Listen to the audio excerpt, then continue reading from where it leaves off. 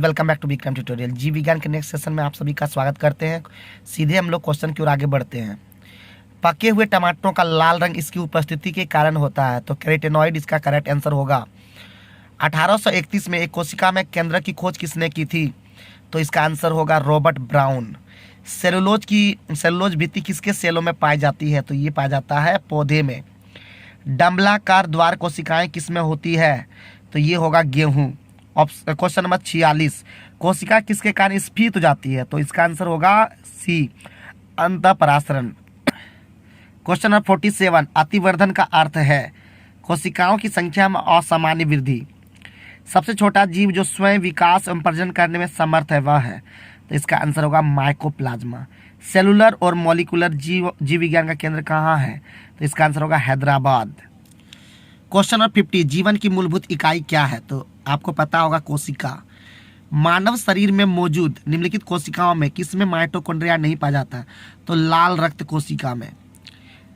Concentration gradient के खिलाफ कोशिका की हलचल को क्या कहा जाता है? तो कहा जाता है सक्रियपवन, कंसंट्रेशन ग्रेडियंट। सबसे बड़ी मानव कोशिका कौन सी है? तो सबसे बड़ी मानव कोशिका होती है ओवम। ऑप्शन नंबर आपका हो जाएगा, किसमें हो जाएगा? डी। क्वेश्चन नंबर 54, निम्नलिखित में कौन सा कोशिका अंग पादप कोशिका में पाया जाता है किंतु पशु कोशिका में नहीं पाया जाता? तो इसका आंसर होगा क्लोरोप्लास्ट।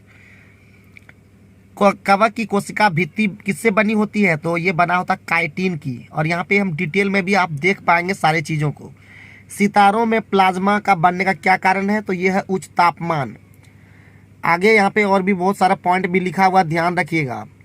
डैश एक बहुकोश की जीव है, तो आपका अगेरिकस एक बहुकोश की जीव है, बाकी सभी एक कोश की जीव है, ध्यान ये भी रखिएगा, ठीक है। नाभि कोशिका ऑर्गेनल की कोशिका का मास्टर कहा जाता है। ये आप लोग इधर क्वेश्चन था जो छूट गया था। क्वेश्चन नंबर 59, निम्नलिखित में किस कोशिकांग को कोशिका का प्रोटीन फैक्ट्री कहा जाता है? तो ये होगा राइबोसोम। डीएनए का एक खंड जो कि एक प्रोटीन की जानकारी प्रदान करता है उसे कहते हैं जीन। क्वेश्चन नंबर 60 का आंसर। आगे बढ़ते हैं और आगे आपको मिलेगा नेक्स्ट क्वेश्चन, जो कि क्वेश्चन नंबर 61, मधुमक्खी के डंक का इलाज करने के लिए डैश के घोल का उपयोग किया जाता है? तो ये होगा baking soda. Question number 62, dash cargo cell में मौजूद एक रसायन है जो उनमें गैस और पानी के प्रवेश को रोकता है? तो इसका आंसर होगा सुबेरिन। प्रोटीन की जानकारी प्रदान करने वाले डीएनए के भाग को क्या कहा जाता है? तो इसका आंसर होगा डी, जीन। और यहाँ पे जीन के बारे में आप लोग देख भी सकते हैं, जीन शब्द का प्रयोग जोहानसन 1909 में किया था। प्रोटीन संश्लेषण में क्षार इवेंट से एक डैश का निर्माण होता है? तो ये होगा mRNA प्रति। अब इसके बारे में यहाँ नीचे में जरूर डिटेल देखिएगा, ठीक है, ये डिटेल बहुत ही इंपॉर्टेंट आपके लिए। 65, कणों की गतिज ऊर्जा डैश में अधिकतम होती है? तो इसका आंसर होगा प्लाज्मा में अधिकतम होती है। ऐसे तो अगर प्लाज्मा ऑप्शन में रहे तो गैस में सबसे ज्यादा होता है। डैश में पतली कोशिका भित्ति के साथ अपेक्षाकृत अवशिष्ट कोशिकाएं होती है? तो पैरेन्काइमा में पतली कोशिका भित्ति के साथ अवशिष्ट कोशिकाएं होती है। और पैरेन्काइमा के बारे में यहाँ पे डिटेल भी आप देख सकते हैं।